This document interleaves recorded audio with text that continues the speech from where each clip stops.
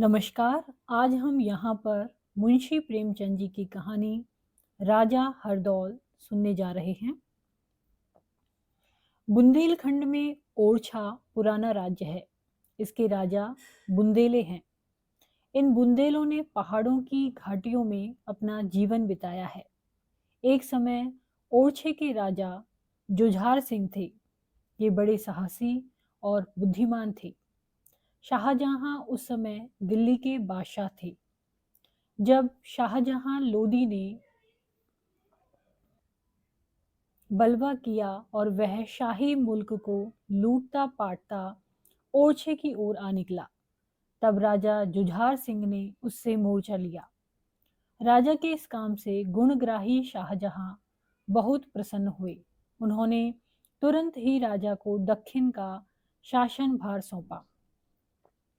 उस दिन ओरछे में बड़ा आनंद मनाया गया। शाही दूत खिलअत और सनद लेकर राजा के पास आया। जुझार सिंह को बड़े बड़े काम करने का अवसर मिला। सफर की तैयारियां होने लगी। तब राजा ने अपने छोटे भाई हरदौल सिंह को बुलाकर कहा, भैया, मैं तो जाता हूं। अब यह राजपाट तुम्हारे सुपुर्द है। तुम भी इसे जी से प्यार करना। न्याय ही राजा का सबसे बड़ा सहायक है। न्याय की घड़ी में कोई शत्रु नहीं घुस सकता, चाहे वह रावण की सेना या इंद्र का बल लेकर आए। पर न्याय वही सच्चा है जिसे प्रजा भी न्याय समझे। तुम्हारा काम केवल न्याय ही करना न होगा, बल्कि प्रजा को अपने न्याय का विश्वास भी दिलाना होगा। और मैं तुम्हें क्या समझाऊं, तुम स्वयं समझदार हो। यह कहकर उन्होंने अपनी पगड़ी उतारी और हरदौल सिंह के सिर पर रख दी। हरदौल रोता हुआ उनके पैरों से लिपट गया। इसके बाद राजा अपनी रानी से विदा होने के लिए रनिवास आए।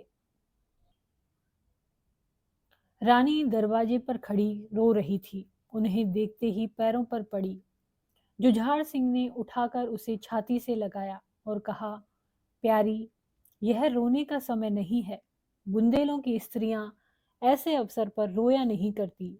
ईश्वर ने चाहा तो हम तुम जल्द मिलेंगे। मुझ पर ऐसी ही प्रीति रखना। मैंने राजपाट हरदौल को सौंपा है। वह अभी लड़का है। उसने अभी दुनिया नहीं देखी है। अपनी सलाहों से उसकी मदद करती रहना। रानी की जबान बंद हो गई। वह अपने मन में कहने लगी, हाय, यह कहते हैं बुंदेलों की स्त्रियां ऐसे अवसरों पर रोया नहीं करती। शायद उनके हृदय नहीं होता, या अगर होता है तो उसमें प्रेम नहीं होता। रानी कलेजे पर पत्थर रखकर आंसू पी गई और हाथ जोड़कर राजा की ओर मुस्कुराती हुई देखने लगी। पर क्या वह मुस्कुराहट थी? जिस तरह अंधेरे मैदान में मशाल की रोशनी अंधेरे को और भी अथाह कर देती है, उसी तरह रानी की मुस्कुराहट उसके मन के अथाह दुख को और भी प्रकट कर रही थी। जुझार सिंह के चले जाने के बाद हरदौल सिंह राज करने लगा। थोड़े ही दिनों में उसके न्याय और प्रजा वात्सल्य ने प्रजा का मन हर लिया। लोग जुझार सिंह को भूल गए। जुझार सिंह के शत्रु भी थे और मित्र भी, पर हरदौल सिंह का कोई शत्रु न था, सब मित्र ही थे। वह ऐसा हंसमुख और मधुर भाषी था कि उससे जो बातें कर लेता, वही जीवन भर उसका भक्त बना रहता। राजभर में ऐसा कोई न था जो उसके पास तक न पहुंच सकता हो। रात दिन उसके दरबार का फाटक सबके लिए खुला रहता था। ओरछे को कभी ऐसा सर्वप्रिय राजा नसीब न हुआ था। वह उदार था, न्यासी था, विद्या और गुण का ग्राहक था। पर सबसे बड़ा गुण जो उसमें था, वह उसकी वीरता थी। उसका वह गुण हद दर्जे को पहुंच गया था। जिस जाति के जीवन का अवलंब तलवार पर है, वह अपने राजा के किसी गुण पर इतना नहीं रीझती जितना उसकी वीरता पर। हरदौल अपने गुणों से अपनी प्रजा के मन का भी राजा हो गया। जो मुल्क और माल पर राज करने से भी कठिन है।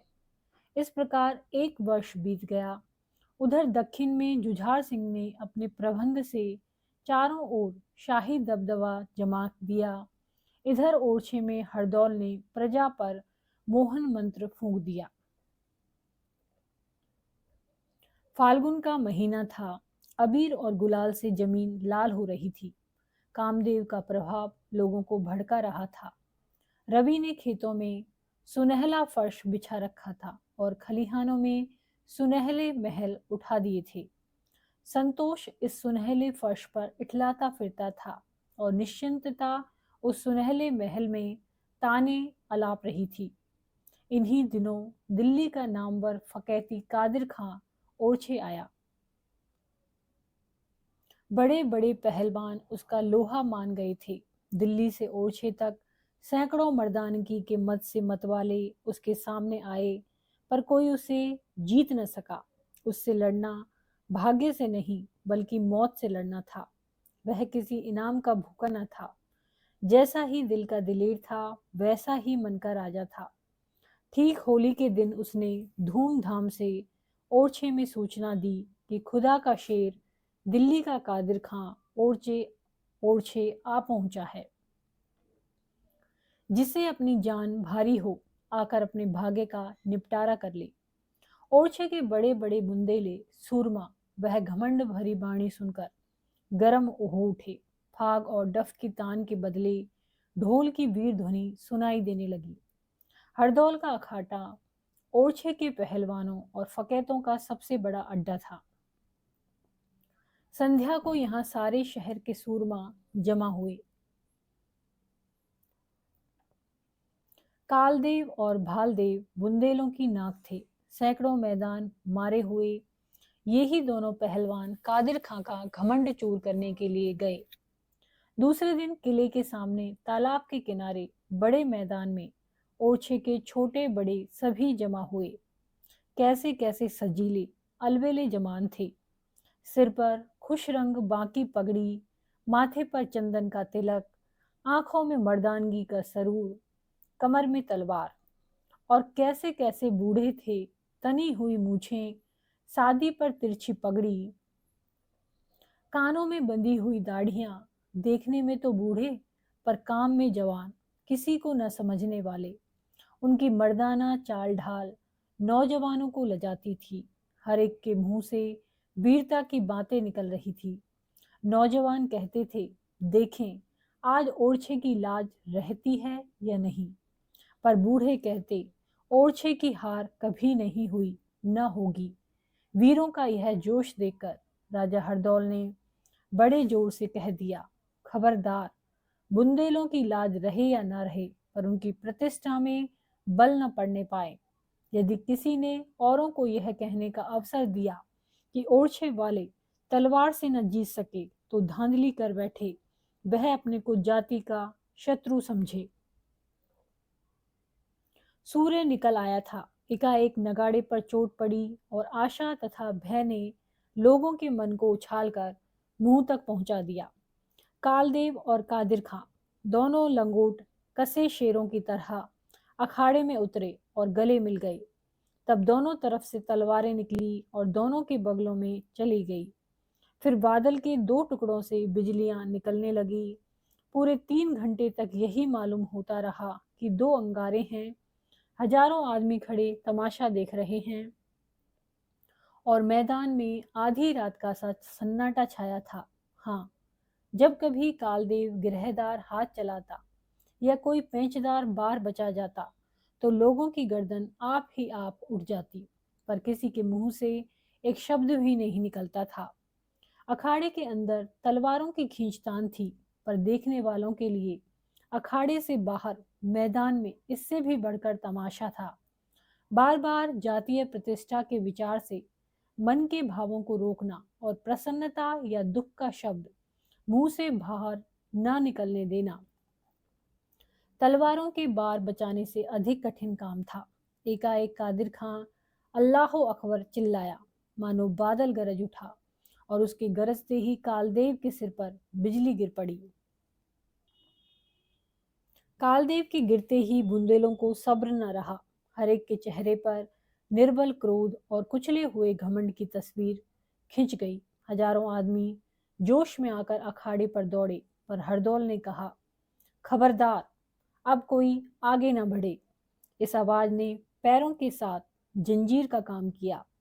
दर्शकों को रोककर जब वे अखाड़े में गए और कालदेव को देखा तो आंखों में आंसू भर आए। जख्मी शेर जमीन पर पड़ा तड़प रहा था। उसके जीवन की तरह उसकी तलवार के दो टुकड़े हो गए थे। आज का दिन बीता, रात आई, पर बुंदेलों की आंखों में नींद कहाँ। लोगों ने करवटें बदलकर रात काटी, जैसे दुखित मनुष्य विकलता से सुबह की बाट जोहता है, उसी तरह बुंदेले रह रहकर आकाश की तरफ देखते और उसकी धीमी चाल पर झुंझलाते थे। उनके जातीय घमंड पर गहरा घाव लगा था। दूसरे दिन ज्यों ही सूर्य निकला, 3 लाख बुंदेले तालाब के किनारे पहुंचे।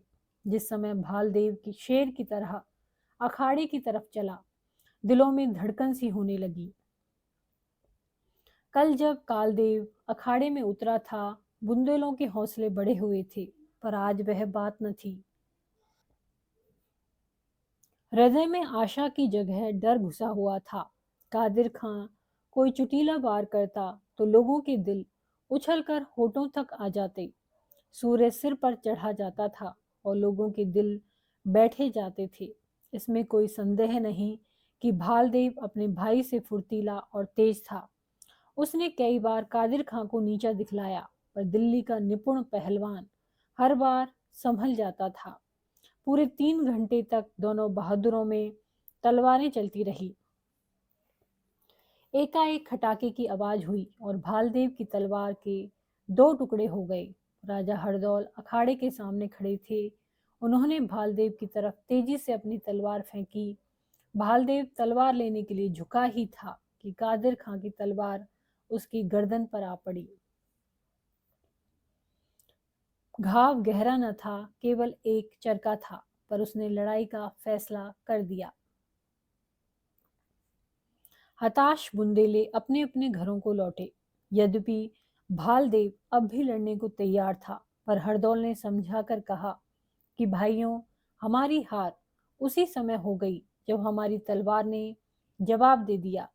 यदि हम कादिर खां की जगह होते तो निहत्थे आदमी पर वार न करते, और जब तक हमारे शत्रु के हाथ में तलवार न आ जाती, हम उस पर हाथ न उठाते। पर कादिर खां में यह उदारता कहाँ। बलवान शत्रु का सामना करने में उदारता को ताक पर रख देना पड़ता है। तो भी हमने दिखा दिया कि तलवार की लड़ाई में हम उसके बराबर हैं। अब हमको यह दिखाना रहा है कि हमारी तलवार में भी वैसा ही जौहर है। इसी तरह लोगों को तसल्ली देकर राजा हरदौल रनिवास को गए। कुलीना ने पूछा, लाला, आज दंगल का क्या रंग रहा? हरदौल ने सिर झुकाकर जवाब दिया, आज भी वही कल का सा हाल रहा। कुलीना, क्या भालदेव मारा गया? हरदौल, नहीं, जान से तो नहीं, पर हार हो गई। कुलीना, तो अब क्या करना होगा? हरदौल, मैं स्वयं इसी सोच में हूँ। आज तक ओरछे को कभी नीचा न देखना पड़ा था।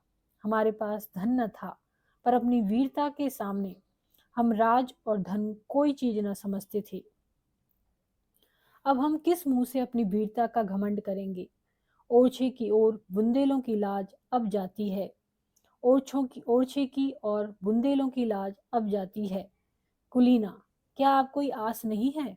हरदौल, हमारे पहलवानों में वैसा कोई नहीं है जो उससे बाजी ले जाए। भालदेव की हार ने बुंदेलों की हिम्मत तोड़ दी है। आज सारे शहर में शोक छाया हुआ है। सैकड़ों घरों में आग नहीं जली, चिराग रोशन नहीं हुआ। हमारे देश और जाति की वह चीज जिससे हमारा मान था, अब अंतिम सांस ले रही है। भालदेव हमारा उस्ताद था। उसके हार चुकने के बाद मेरा मैदान में आना धृष्टता है, पर बुंदेलों की साख जाती है तो मेरा सिर भी उसके साथ जाएगा। कादिर खां बेशक अपने हुनर में एक ही है, पर हमारा भालदेव कभी उससे कम नहीं। उसकी तलवार यदि भालदेव के हाथ में होती तो मैदान जरूर उसके हाथ रहता। ओरछे में केवल एक तलवार है जो कादिर खां की तलवार का मुंह मोड़ सकती है, वह भैया की तलवार है। अगर तुम ओरछे की नाक रखना चाहती हो तो उसे मुझे दे दो, यह हमारी अंतिम चेष्टा होगी। यदि इस बार भी हार हुई तो ओरछे का नाम सदैव के लिए डूब जाएगा। कुलीना सोचने लगी, तलवार इनको दूं या ना दूं। राजा रुक गए हैं। उनकी आज्ञा थी कि किसी दूसरे की परछाई भी उस पर न पड़ने पाए। क्या ऐसी दशा में मैं उनकी आज्ञा का उल्लंघन करूं तो वे नाराज होंगे? कभी नहीं। जब वे सुनेंगे कि मैंने कैसे कठिन समय में तलवार निकाली है तो उन्हें सच्ची प्रसन्नता होगी। बुंदेलों की आन किसको इतनी प्यारी नहीं है? उससे ज्यादा ओरछे की भलाई चाहने वाला कौन होगा? इस समय उनकी आज्ञा का उल्लंघन करना ही आज्ञा मानना है। यह सोचकर कुलीना ने तलवार हरदौल को दे दी। सवेरा होते ही यह खबर फैल गई कि राजा हरदौल कादिर खां से लड़ने के लिए जा रहे हैं। इतना सुनते ही लोगों में सनसनी सी फैल गई और चौंक उठे। पागलों की तरह लोग अखाड़े की ओर दौड़े। हर एक आदमी कहता था कि जब तक हम जीते हैं महाराज को लड़ने नहीं देंगे। पर जब लोग अखाड़े के पास पहुंचे तो देखा कि अखाड़े में बिजलियां सी चमक रही हैं। बुंदेलों के दिलों पर उस समय जैसी बीत रही थी उसका अनुमान करना कठिन है। उस समय उस लंबे चौड़े मैदान में जहां तक निगाह जाती थी आदमी ही आदमी नजर आते थे, पर चारों तरफ सन्नाटा था। हर एक आंख अखाड़े की तरफ लगी हुई थी और हर एक का दिल हरदौल की मंगल कामना के लिए ईश्वर का प्रार्थी था। कादिर खां एक एक बार हजारों दिलों के टुकड़े कर देता था और हरदौल की एक एक काट से मनों में आनंद की लहरें उठती थी। अखाड़ों में दो पहलवानों का सामना था और अखाड़े के बाहर आशा और निराशा का। आखिर घड़ियाल ने पहला पहर बजाया और हरदौल की तलवार बिजली बनकर कादिर के सिर पर गिरी। यह देखते ही बुंदेले मारे आनंद के उन्मत्त हो गए। किसी को किसी की सुधि न रही। कोई किसी से गले मिलता, कोई उछलता और कोई छलांगे मारता था। हजारों आदमियों पर वीरता का नशा छा गया। तलवारें स्वयं मयान से निकल पड़ी, भालें चमकने लगी। जीत की खुशी में सैकड़ों जाने भेंट हो गई। पर जब हरदौल अखाड़े से बाहर आए और उन्होंने बुंदेलों की ओर तेज निगाहों से देखा तो आन की आन में लोग संभल गए। तलवारें मयान में जा छिपी। ख्याल आ गया, यह खुशी क्यों, यह उमंग क्यों, यह पागलपन किस लिए? बुंदेलों के लिए यह कोई नई बात नहीं हुई। इस विचार ने लोगों का दिल ठंडा कर दिया। हरदौल की इस वीरता ने उसे हर एक बुंदेले के दिल में मान प्रतिष्ठा की ऊंची जगह पर बिठाया, जहां न्याय और उदारता भी उसे न पहुंचा सकती थी। वह पहले ही से सर्वप्रिय था और वह अब अपनी जाति का वीरवर और बुंदेला दिलावरी का सिरमौर बन गया। राजा जुझार सिंह ने भी दक्षिण में अपनी योग्यता का परिचय दिया। वे केवल लड़ाई में ही वीर न थे बल्कि राज्य शासन में भी अद्वितीय थे। उन्होंने अपने सुप्रबंध से दक्षिण प्रांतों का बलवान राज्य बना दिया और वर्ष भर के बाद बादशाह से आज्ञा लेकर वे ओरछे की तरफ चले। ओरछे की याद उन्हें सदैव बेचैन करती रहती। आह ओरछा, वह दिन कब आएगा कि फिर तेरे दर्शन होंगे। राजा मंजिलें मारते चले आते थे, न भूख थी न प्यास। ओरछे वालों की मोहब्बत खींचे लिए आती थी, यहाँ तक कि ओरछे के जंगलों में आ पहुंचे। साथ के आदमी पीछे छूट गए। दोपहर का समय था, धूप तेज थी। वे घोड़े से उतरे और एक पेड़ की छांव में जा बैठे। भाग्यवश आज हरदौल भी जीत की खुशी में शिकार खेलने निकले थे। सैकड़ों बुंदेले सरदार उनके साथ थे। सब अभिमान में नशे में चूर थे। उन्होंने राजा जुझार सिंह को अकेले बैठे देखा, पर वे अपने घमंड में इतने डूबे हुए थे कि इनके पास तक न आए। समझा कोई यात्री होगा। हरदौल की आंखों ने भी धोखा खाया। वे घोड़े पर सवार अकड़ते हुए जुझार सिंह के सामने आए और पूछना चाहते थे कि तुम कौन हो, कि भाई से आंख मिल गई। पहचानते ही घोड़े से कूद पड़े और उनको प्रणाम किया। राजा ने भी उठकर हरदौल को छाती से लगा लिया, पर उस छाती में अब भाई की मोहब्बत न थी। मोहब्बत की जगह ईर्ष्या ने घेली थी, और वह केवल इसलिए कि हरदौल दूर से नंगे पैर उनकी तरफ न दौड़ा। उसके सवारों ने दूर से ही उनकी अभ्यर्थना न की। संध्या होते होते दोनों भाई ओरछे पहुंचे। राजा के लौटने का समाचार पाते ही नगर में प्रसन्नता की दुधुम्बी बजने लगी। हर जगह आनंदोत्सव होने लगा और तुरता फुर्ती शहर जगमगा उठा। आज रानी कुलीना ने अपने हाथों भोजन बनाया। 9 बजे होंगे। लौंडी ने आकर कहा, महाराज भोजन तैयार है। दोनों भाई भोजन करने गए। सोने के थाल में राजा के लिए भोजन परोसा गया और चांदी के थाल में हरदौल के लिए। कुलीना ने स्वयं भोजन बनाया था, स्वयं थाल परोसे थे और स्वयं ही सामने लाई थी। पर दिनों का चक्र कहो या भाग्य के दुर्दिन, उसने भूल से सोने का थाल हरदौल के आगे रख दिया और चांदी का राजा के सामने। हरदौल ने कुछ ध्यान न दिया। वह वर्ष भर से सोने के थाल में खाते खाते उसका आदी हो गया था। पर जुझार सिंह तिलमिला गए। जवान से कुछ न बोले, पर तेवर बदल गए और मुंह लाल हो गया। रानी की तरफ घूर कर देखा और भोजन करने लगी, पर ग्रास विष मालूम होता था। 2-4 ग्रास खाकर उठ आए। रानी उनके तेवर देखकर डर गई। आज कैसे प्रेम से उसने भोजन बनाया था। कितनी प्रतीक्षा के बाद यह शुभ दिन आया था। उसके उल्लास का कोई पारावार न था। पर राजा के तेवर देखकर उसके प्राण सूख गए। जब राजा उठ गए और उसने थाल को देखा तो कलेजा धक से हो गया और पैरों तले से मिट्टी निकल गई। उसने सिर पीट लिया। ईश्वर, आज रात कुशलता पूर्वक कटे। मुझे शकुन अच्छे दिखाई नहीं देते। राजा जुझार सिंह शीश महल में लेटे। चतुर नाइन ने रानी का श्रृंगार किया और वह मुस्कुरा कर बोली, कल महाराज से इसका इनाम लूंगी। यह कहकर वह चली गई, परंतु कुलीना वहां से न उठी। वह गहरे सोच में पड़ी हुई थी। उनके सामने कौन सा मुंह लेकर जाऊं। नाइन ने नाहक मेरा श्रृंगार कर दिया। मेरा श्रृंगार देखकर वे खुश भी होंगे। मुझसे इस समय अपराध हुआ है। मैं अपराधनी हूँ। मेरा उनके पास इस समय बनाव श्रृंगार करके जाना उचित नहीं। नहीं नहीं, आज मुझे उनके पास भिखारिन के वेश में जाना चाहिए। मैं उनसे क्षमा मांगूंगी। इस समय मेरे लिए यही उचित है। यह सोचकर रानी बड़े शीशे के सामने खड़ी हो गई। वह अप्सरा सी मालूम होती थी।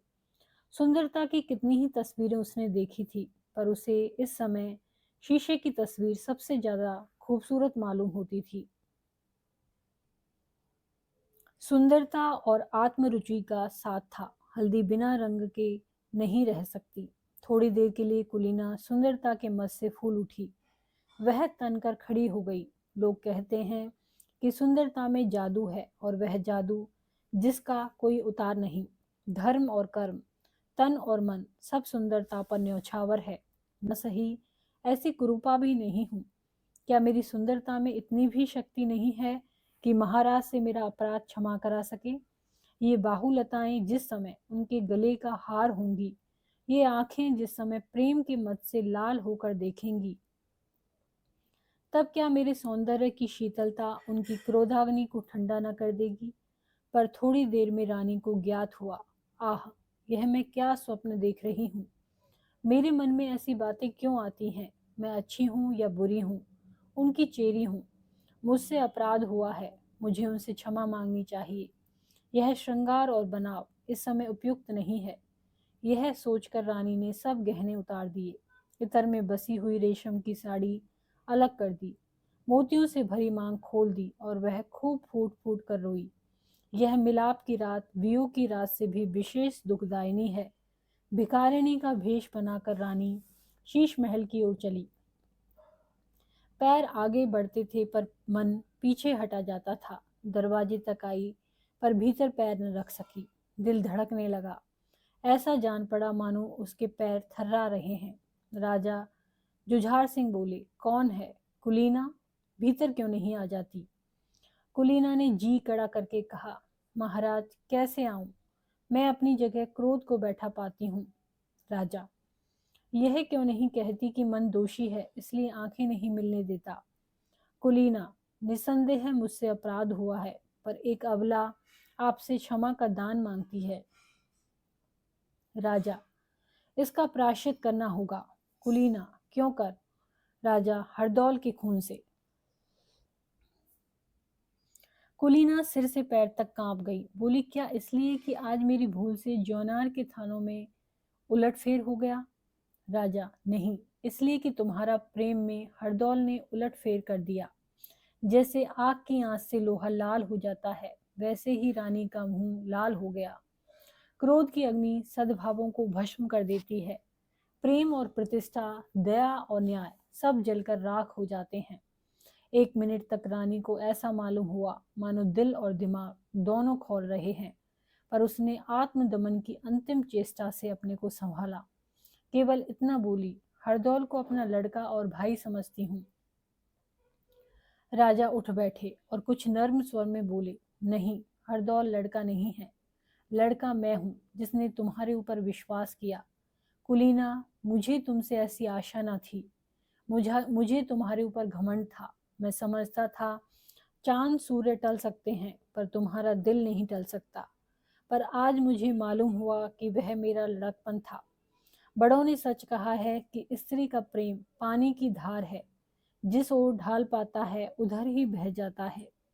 सोना ज्यादा गर्म होकर पिघल जाता है। कुलीना रोने लगी। क्रोध की आग पानी बनकर आंखों से निकल पड़ी। जब आवाज वश में हुई तो बोली, आपके इस संदेह को कैसे दूर करूं? राजा, हरदौल के खून से। रानी, मेरे खून से दाग न मिटेगा। राजा, तुम्हारे खून से और पक्का हो जाएगा। रानी, और कोई उपाय नहीं है? राजा, नहीं। रानी, यह आपका अंतिम विचार है? राजा, हाँ, यह मेरा अंतिम विचार है। देखो, इस पानदान में पान का बीड़ा रखा है। तुम्हारे सतीत्व की परीक्षा यही है कि तुम हरदौल को इसे अपने हाथों खिला दो। मेरे मन का भ्रम उसी समय निकलेगा जब इस घर से हरदौल की लाश निकलेगी। रानी ने घृणा की दृष्टि से पान के बीड़े को देखा और वह उल्टे पैर लौट आई। रानी सोचने लगी, क्या हरदौल के प्राण लूं? निर्दोष सचरित्र वीर हरदौल की जान से अपने सतीत्व की परीक्षा दूं? उस हरदौल के खून से अपना हाथ काला करूं जो मुझे बहन समझता है? यह पाप किसके सिर पड़ेगा? क्या एक निर्दोष का खून रंग न लाएगा? आह, अभागी कुलीना, तुझे आज अपने सतीत्व की परीक्षा देने की आवश्यकता पड़ी है, और वह ऐसी कठिन। नहीं, यह पाप मुझसे नहीं होगा। यदि राजा मुझे उल्टा समझते हैं तो समझे, उन्हें मुझ पर संदेह है तो हो। मुझसे यह पाप न होगा। राजा को ऐसा संदेह क्यों हुआ? क्या केवल थालों के बदल जाने से? नहीं, अवश्य कोई और बात है। आज हरदौल उन्हें जंगल में मिल गया। राजा ने उसकी कमर में तलवार देखी होगी। क्या आश्चर्य है, हरदौल से कोई अपमान भी हो गया हो। मेरा अपराध क्या है? मुझ पर इतना बड़ा दोष क्यों लगाया जाता है, केवल थालों के बदल जाने से? हे ईश्वर, मैं किससे अपना दुख कहूँ? तू ही मेरा साक्षी है। जो चाहे सो हो, पर मुझसे यह पाप न होगा। रानी ने फिर सोचा, राजा, तुम्हारा हृदय ऐसा ओछा और नीच है। तुम मुझसे हरदौल की जान लेने को कहते हो। यदि तुमसे उसका अधिकार और मान नहीं देखा जाता तो क्यों साफ साफ ऐसा नहीं कहते?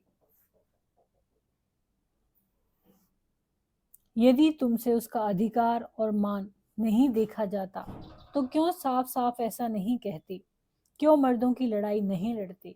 क्यों स्वयं अपने हाथ से उसका सिर नहीं काटते और मुझसे वह काम करने को कहते हो? तुम खूब जानते हो मैं यह नहीं कर सकती। यदि मुझसे तुम्हारा जी उगता गया है, यदि मैं तुम्हारी जान की जंजाल हो गई हूँ, तो मुझे काशी या मथुरा भेज दो। मैं बेखटके चली जाऊंगी, पर ईश्वर के लिए मेरे सिर इतना बड़ा कलंक न लगने दो। पर मैं जीवित ही क्यों रहूं? मेरे लिए अब जीवन में कोई सुख नहीं है। अब मेरा मरना ही अच्छा है। मैं स्वयं प्राण दे दूंगी, पर यह महापाप मुझसे न होगा। विचारों ने फिर पलटा खाया। तुमको पाप करना ही होगा। इससे बड़ा पाप शायद आज तक संसार में न हुआ हो, पर यह पाप तुमको करना होगा। तुम्हारे पतिव्रत पर संदेह किया जा रहा है और तुम्हें इस संदेह को मिटाना होगा। यदि तुम्हारी जान जोखिम में होती तो कुछ हर्ज न था, अपनी जान देकर हरदौल को बचा लेती, पर इस समय तुम्हारे पतिव्रत पर आँच आ रही है, इसलिए तुम्हें यह पाप करना ही होगा और पाप करने के बाद हंसना और प्रसन्न रहना होगा। यदि तुम्हारा चित्त तनिक भी विचलित हुआ, यदि तुम्हारा मुखड़ा जरा भी मध्यम हुआ, तो इतना बड़ा पाप करने पर भी तुम संदेह मिटाने में सफल न होगी। तुम्हारे जी पर चाहे जो बीते, पर तुम्हें यह पाप करना ही पड़ेगा। परंतु कैसे होगा? क्या मैं हरदौल का सिर उतारूंगी? यह सोचकर रानी के शरीर में कपकपी आ गई। नहीं, मेरा हाथ उस पर कभी नहीं उठ सकता। प्यारे हरदौल, मैं तुम्हें खिला सकती, मैं जानती हूँ तुम मेरे लिए आनंद से विष का बीड़ा खा लोगे। हाँ, मैं जानती हूँ तुम नहीं ना करोगे, पर मुझसे यह महापाप नहीं हो सकता। एक बार नहीं, 1000 बार नहीं हो सकता। हरदौल को इन बातों की कुछ भी खबर न थी।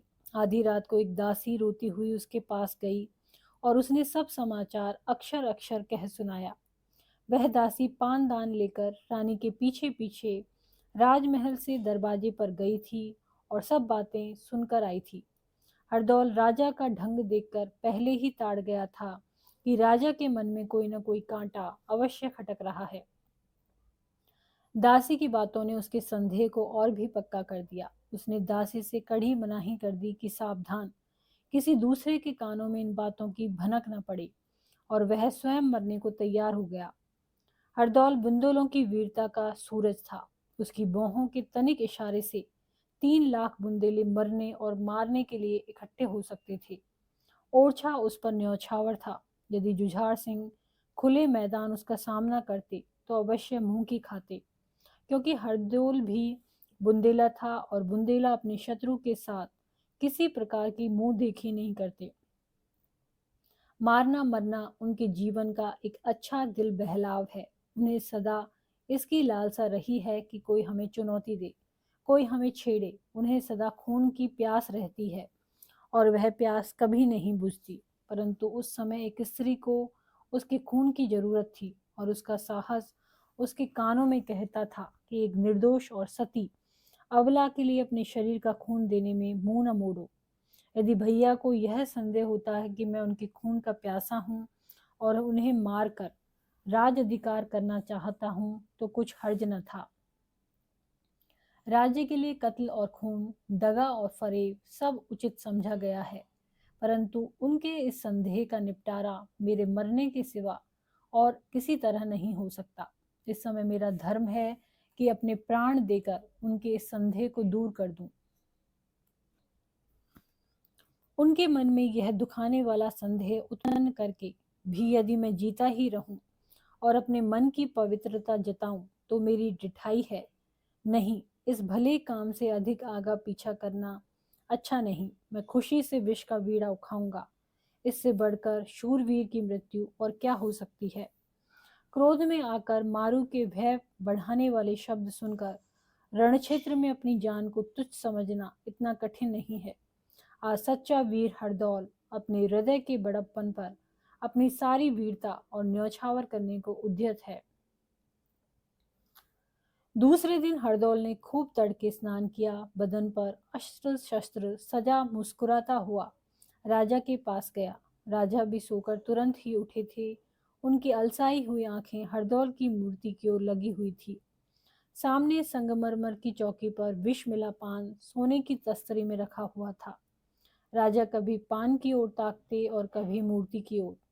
शायद उनके विचार ने इस विष की गांठ और उस मूर्ति में एक संबंध पैदा कर दिया था। उस समय जो हरदौल एकाएक घर में पहुंचे तो राजा चौंक पड़े। उन्होंने संभल कर पूछा, इस समय कहाँ चले? हरदौल का मुखड़ा प्रफुल्लित था। वह हंसकर बोला, कल आप यहाँ पधारे हैं, इसी खुशी में मैं आज शिकार खेलने जाता हूँ। आपको ईश्वर ने अजित बनाया है। मुझे अपने हाथ से विजय का बीड़ा दीजिए। यह कहकर हरदौल ने चौकी पर से पानदान उठा लिया और उसे राजा के सामने रखकर बीड़ा लेने के लिए हाथ बढ़ाया। हरदौल का खिला हुआ मुखड़ा देखकर राजा की ईर्ष्या की आग और भी भड़क उठी। दुष्ट, मेरे घाव पर नमक छिड़कने आया है। मेरे मान और विश्वास को मिट्टी में मिलाने पर भी तेरा जी न भरा। मुझसे विजय का बीड़ा मांगता है। हाँ, यह विजय का बीड़ा है, पर तेरी विजय का नहीं, मेरी विजय का। इतना मन में कहकर जुझार सिंह ने बीड़े को हाथ में उठाया। वे एक क्षण तक कुछ सोचते रहे, फिर मुस्कुराकर हरदौल को बीड़ा दे दिया। हरदौल ने सिर झुकाकर बीड़ा लिया, उसे माथे पर चढ़ाया, एक बार बड़ी ही करुणा के साथ चारों ओर देखा, फिर बीड़े को मुंह में रख लिया। एक सच्चे राजपूत ने अपना पुरुषत्व दिखा दिया। विष हलाहल था। कंठ के नीचे उतरते ही हरदौल के मुखड़े पर मुर्दनी छा गई और आंखें बुझ गई। उसने एक ठंडी सांस ली, दोनों हाथ जोड़कर जुझार सिंह को प्रणाम किया और जमीन पर बैठ गया। उसके ललाट पर पसीने की ठंडी ठंडी बूंदें दिखाई दे रही थी और सांस तेजी से चलने लगी थी, पर चेहरे पर प्रसन्नता और संतोष की झलक दिखाई देती थी। जुझार सिंह अपनी जगह से जरा भी न हिले। उनके चेहरे पर ईर्ष्या से भरी हुई मुस्कुराहट छाई हुई थी, पर आंखों में आंसू भर आए थे। उजाले और अंधेरे का मिलाप हो गया था। धन्यवाद। यदि ये कहानी आपको पसंद आती है तो इसको लाइक करें।